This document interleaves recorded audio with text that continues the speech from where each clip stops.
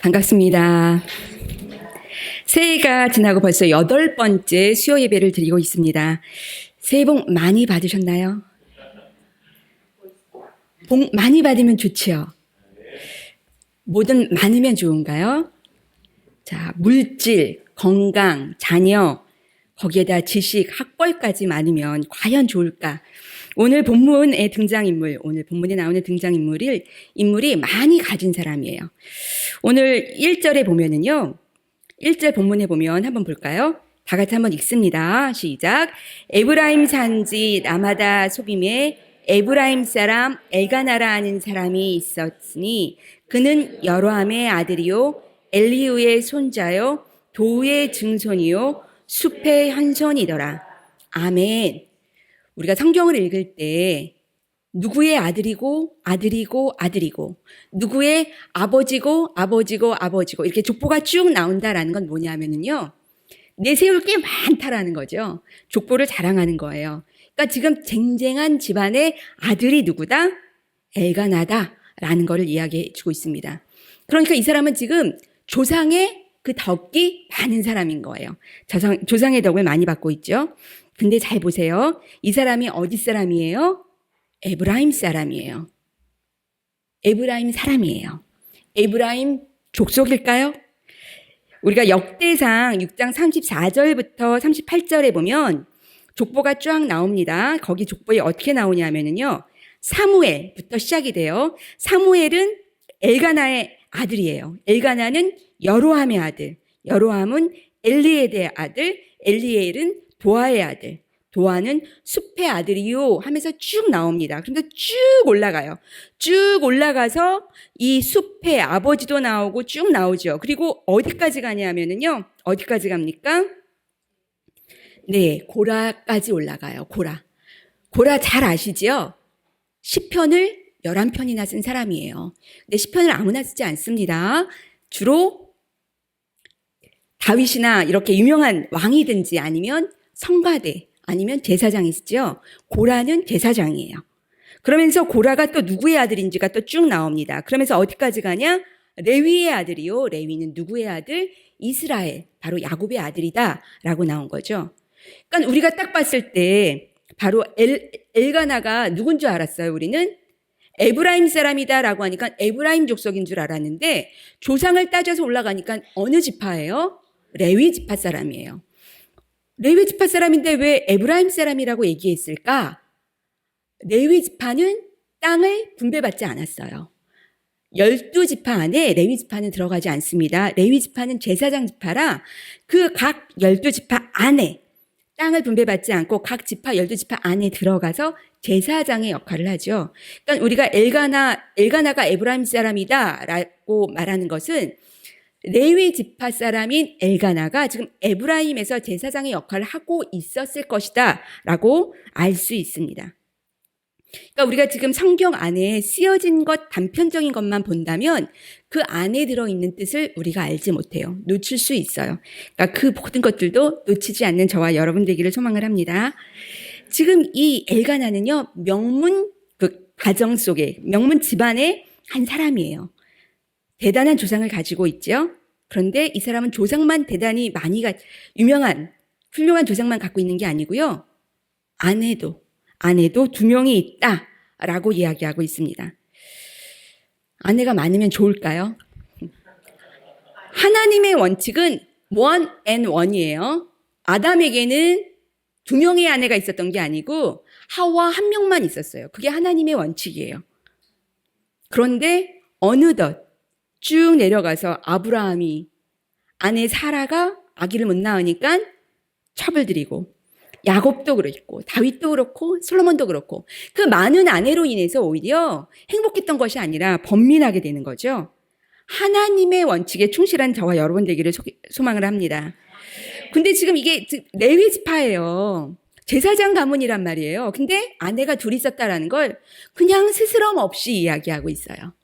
그러면 아내가 둘이 있었다라는 게 별로 신경 쓰이지 않는 시대라는 걸 알 수 있습니다.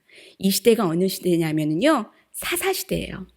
이 앞에 룻기가 있고 그 앞에 사사기가 있습니다. 이 사사시대는 어떤 시대냐? 하나님께서 이스라엘 족속의 그 노예로서 힘들게 살아가는 것을 불쌍히 여기셔서 그들을 출애굽시키시죠. 그리고 모세와 여호수아를 거쳐서 가나안 땅을 정복하게 하십니다. 그리고 다 분배해 주죠. 근데 분배를 그냥 하는 게 아니고 그 족속의 수에 비례해서 아주 평등하게 나눠줍니다. 그럼 그 땅에 들어가서 잘 살아야 되죠. 여호수아가 고별 설교를 할 때 이 이스라엘 족속들이 다짐을 해요. 우리도 열심히 하나님만 믿겠습니다 라고 다짐을 하는데 그 다짐이 오래가지 않죠. 오래가지 않으면서 이들이 계속해서 각자의 소견에 옳은 대로 행동을 해요. 그러니까 죄를 짓게 되는 거예요. 각자의 소견이라는 건요, 사람이 기준되는 거예요. 사람은 완전하지 않습니다. 완벽하지 않습니다.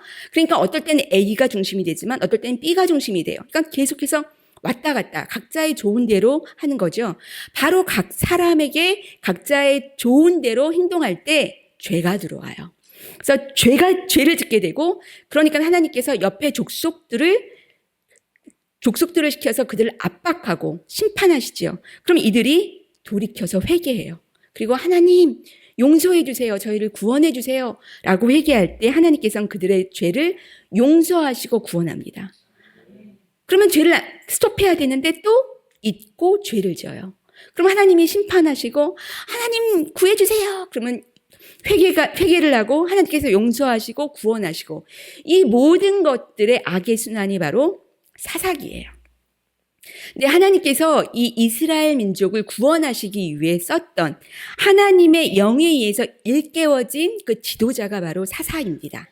그래서 사사는 그들에게 억압받는 그 모든 시대로부터 구원해내죠. 그래서 어떤 구원자 역할도 하지만 영적 지도자의 역할, 그리고 평화 시에는 재판관의 역할을 했던 게 바로 사사입니다.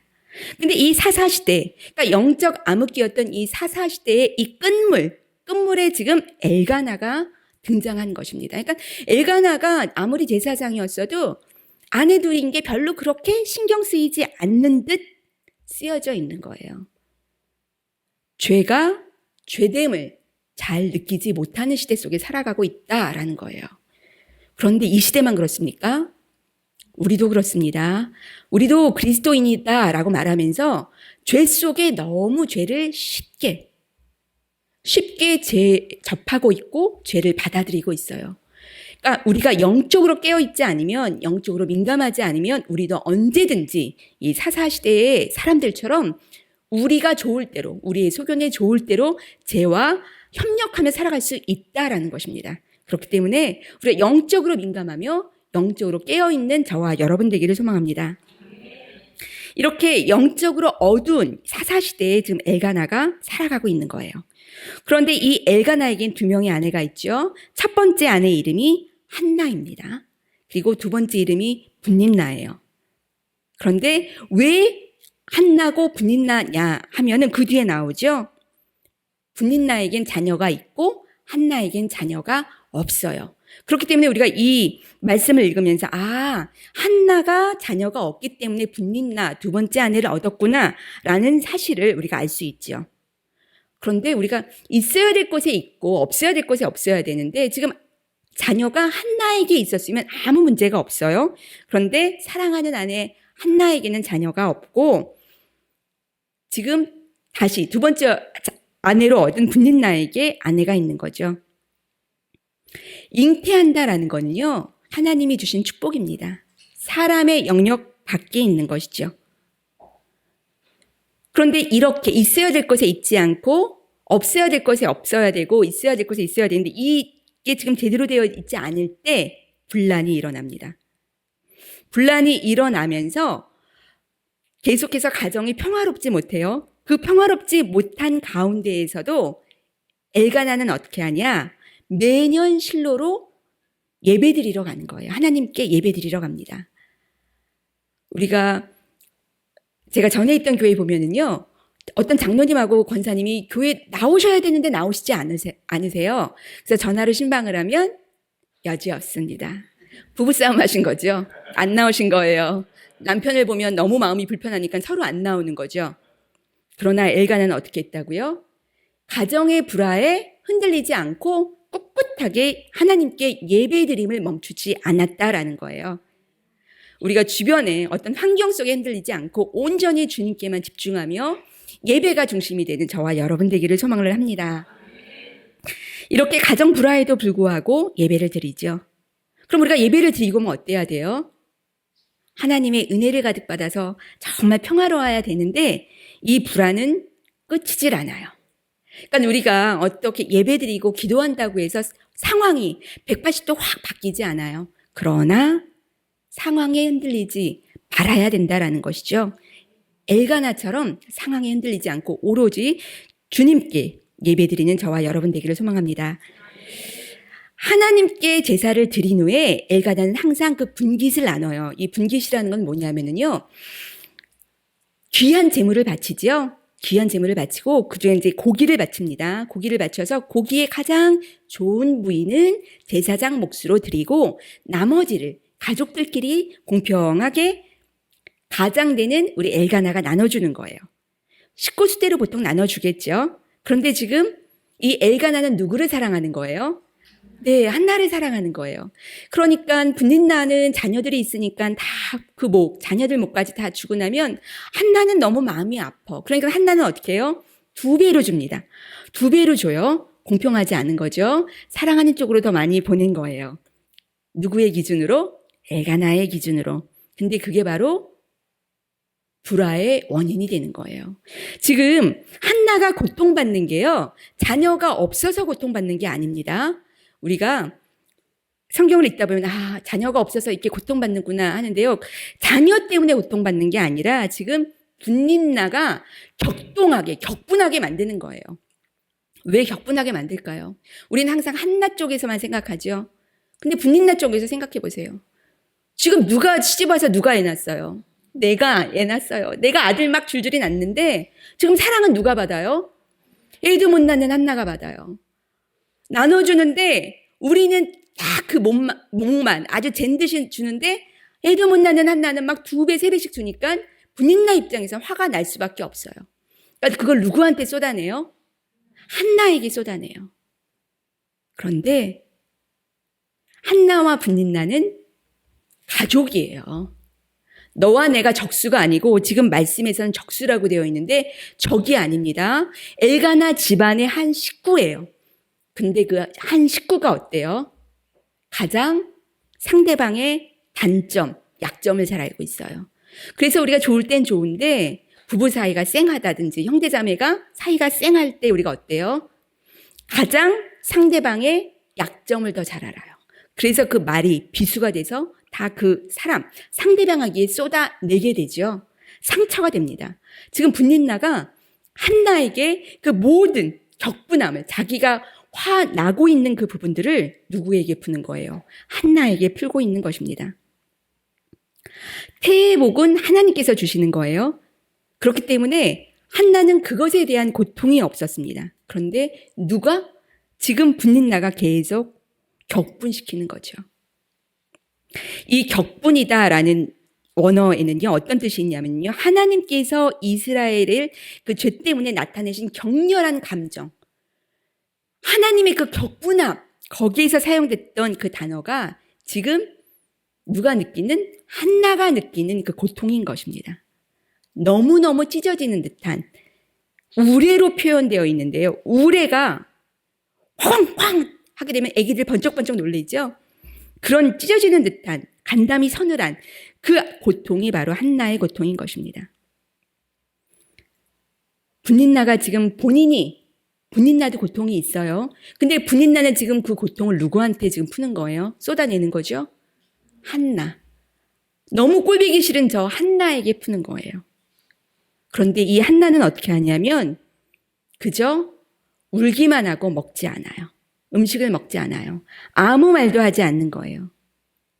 그런데 이 한나를 사랑한 남편이 어떻게 하죠? 그를 위로합니다. 8절에 보면 왜 울어? 왜 안 먹어? 왜 슬퍼해? 내가 당신에게 10 아들보다 낫지 않아? 계속해서 위로하죠. 그런데 이 위로가 무슨 위로예요? 허공에 외치는 위로예요. 전혀 나에게 위로가 되지 않죠. 왜? 번지수가 달라진 위로이기 때문에 그렇습니다.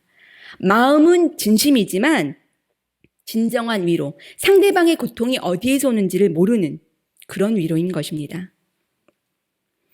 왜 이 한나는 분린나의 그 격분시키는 그 말에 마음이 아팠을까요?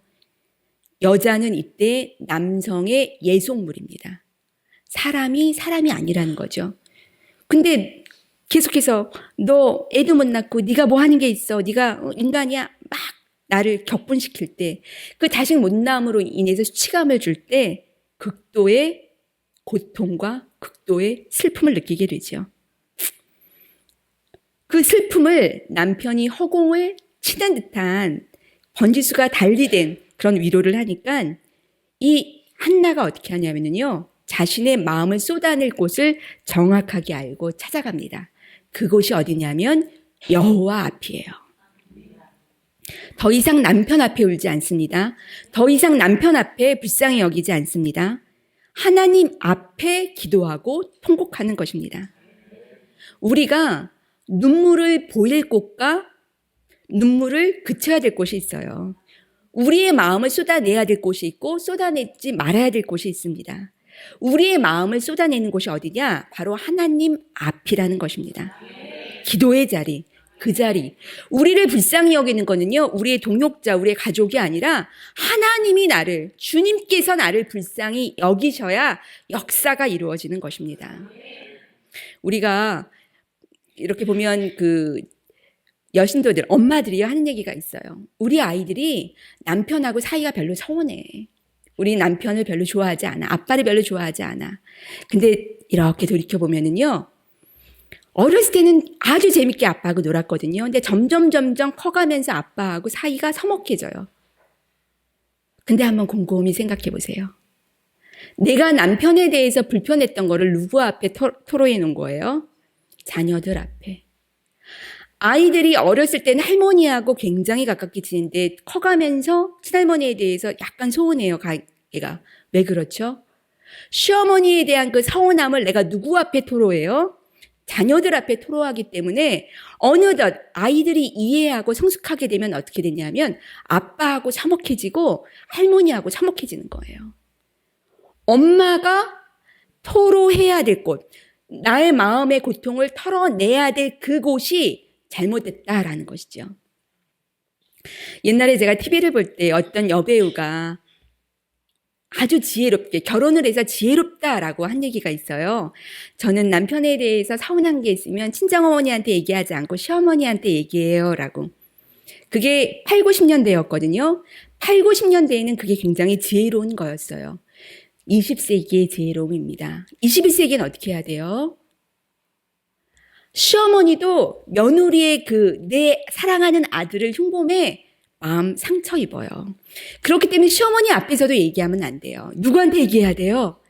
하나님 앞에다가 격분함, 나의 그 고통, 마음의 고통을 털어내야 된다라는 것이죠. 우리의 마음을 털어내야 될 곳을 정확하게 파악하는, 정확하게 찾아가는 저와 여러분 되기를 소망을 합니다. 이 한나는 정확하게 알았습니다. 그리고 그 모든 문제의 해답을 누구 앞에? 하나님 앞에 가서 다 내려놓는 것이죠. 분린나가 그 본인을 향해서 했던 그 모든 것들을 다시 분린나에게 퍼부은 것이 아니라 하나님 앞에 큰 소리도 내지 못하고 읊조리듯이 그렇게 하나님께 괴로운 마음을 다 내어놓게 되는 것이죠. 시편 119편 71절에 보면은요, 말씀, 고난당하는 것이 내게 유익이라. 이로 말미암아 내가 주의 율례들을 배우게 되었나이다. 라고 다윗이 이야기하고 있습니다.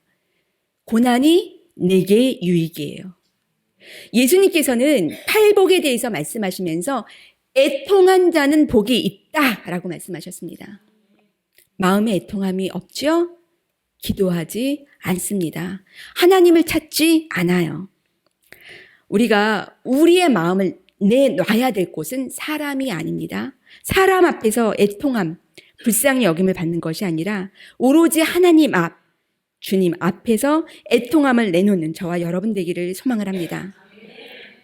근데 우리들은 생각할 때요, 하나님 앞에 어려운 문제만 가지고 이렇게 나오다가 보니까 죄송한 생각 들지요.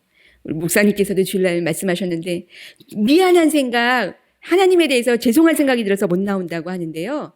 우리가 고정관념이 있어요. 하나님 앞에 나올 때 어떻게 하고 나와야 된다? 거룩한 모습, 온전한 모습으로 나와야 된다라는 마음을 갖고 있어요. 그런데 우리가 온전하고 거룩할 때 주님을 찾게 되든가요?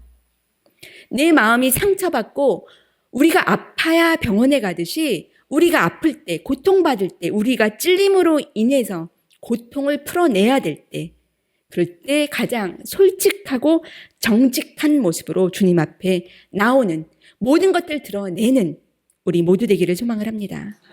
한나는요, 영혼이 괴로울 때 하나님께 통곡하며 기도했던 것입니다. 그러면서 서원을 하죠. 서원을 합니다. 그런데 보세요.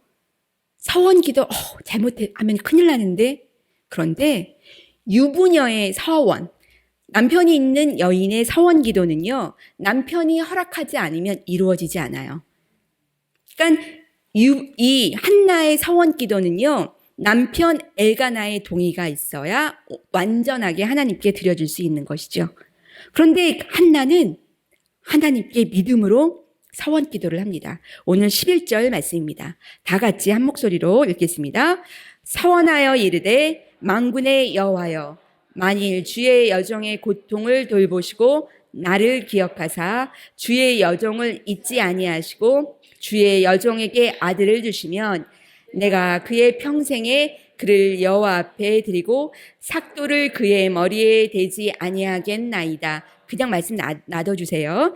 자, 만군의 여호와 앞에 한나가 깊은 신앙심을 가지고 기도하는데요. 어떻게 서원하냐 하면은요, 하나님, 만군의 하나님, 나의 고통을 돌보시는 거예요. 나의 고통을 돌보시고 기억하셔서 잊지 아니하시면, 그래서 나에게 아들을 주신다면 제가 하나님께 다시 드리겠습니다 라고 기도하는 것입니다. 하나님, 저에게 아들을 주세요 라고 막연하게 기도하는 것이 아니라 나의 고통을 돌보시고 기억하시고 잊지 않으셔서 나에게 아들을 주신다면 이라고 이야기하죠. 하나님께서 기억하심을 강조하고 있는 거예요. 그렇게 해서 아들을 주시면 어떻게 해요? 내가 다시 하나님께 드리겠습니다 라고 기도하고 있는 것이죠. 하나님께서 나를 잊지 않고 기억하신 것처럼 저도 하나님을 기억해서 이 아들, 나의 아들이 아니라 하나님께서 나를 기억하고 주신 하나님의 아들인 이 아들을 하나님께 다시 드리겠습니다 라고 하나님께 기도하고 있는 것이죠. 바로 하나님과 통하는 기도인 것입니다. 하나님의 마음을 아는 기도. 하나님이 어떤 마음? 나를 기억하시는, 나를 불쌍히 여기시는, 나를 잊지 않으시는 그 마음을 저도 아니 주님이 주신 귀한 아들 저도 다시 주님께 드리겠습니다 라는 기도인 것이죠. 축복이 축복에서 끝나는 게 아니에요. 축복이 선순환되는 것이죠. 격분됨, 나에게 아픔, 찔림의 고통을 하나님의 축복의 동력으로 삼은 것입니다. 이게 얼마나 축복이냐면요, 사사기에 보면 마노아, 사사기 13장에 보면 마노아라는 사람이 나옵니다. 이 마노아도 어떤 사람이냐? 자식이 없어요. 근데 옆에서 자식 없다고 찔르는 사람도 없어요. 그러니까 어때요? 기도하지 않아요. 그러나 앞서서도 말씀드렸지만 잉태는 하나님의 계획 안에 있습니다. 그럼에도 불구하고 하나님이 아들을 주시죠. 그 아들이 삼손입니다. 그런데 보세요. 기도하는 것이 우리에게 복입니다. 그렇기 때문에 다윗처럼 고난이 우리에게 유익인 것입니다. 우리가 고난을 고난으로 끝나지 아니하고 고난을 통하여 주님 앞으로 나아가는, 정확하게 주님 앞에만 내어놓고 기도하는 모든 것들, 우리의 마음을 내어놓는 저와 여러분 되기를 소망을 합니다. 한나가 공로가 있어서 하나님이 축복해 주신 게 아닙니다. 한나가 능력이 있어서 하나님께서 축복해 주신 것이 아닙니다. 그가 고난 중에 정확하게 하나님 앞에 다 내어놓았기 때문에 그가 귀한 아들 사무엘을 얻을 수 있었던 것입니다. 우리가 만나면 은혜의 이야기를 나누고요. 그리고 우리의 고통은 누구 앞에서만? 주님 앞에서만 내놓는 저와 여러분 되기를 소망을 합니다. 기도하시겠습니다. 참사랑의 하나님, 귀한 하루를 보내게 하시고 그 무엇보다도 예배를 사모하기에 함께 모여 예배드릴 수 있도록 인도하여 주셔서 감사드립니다.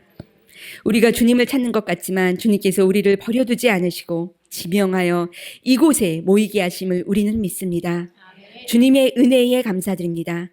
주님은 그토록 우리를 사랑하시지만 우리는 우리의 마음을 다른 곳에서 다른 이들에게 쏟아낼 때가 너무도 많습니다. 용서하여 주시옵소서. 우리의 마음을 아시는 주님, 우리의 마음 쏟아냄을 기다리시는 주님, 우리의 마음과 입술의 고백이 주님께 향하게 하여 주시옵소서. 감사와 찬양의 마음도 기쁨과 환호의 마음도 주님께 쏟아 놓습니다. 그리고 절망과 고통의 마음도 슬픔과 탄식의 마음도 주님께 쏟아 놓습니다. 주님 안에서 답을 찾게 하여 주시옵소서. 주님 안에서 위로받게 하시고 주님으로 인하여 감사를 고백하는 우리에게 인도하여 주시옵소서. 우리를 위하여 고난 받으신 주님, 40일의 여정 중 7일을 보냈습니다. 남은 33일의 여정에 더욱 주님께 가까이 나아가게 하시고 주님의 마음을 알아가고 닮아가는 사순절 되도록 인도하여 주시옵소서. 우리를 사랑하시는 예수님의 이름으로 기도합니다. 아멘.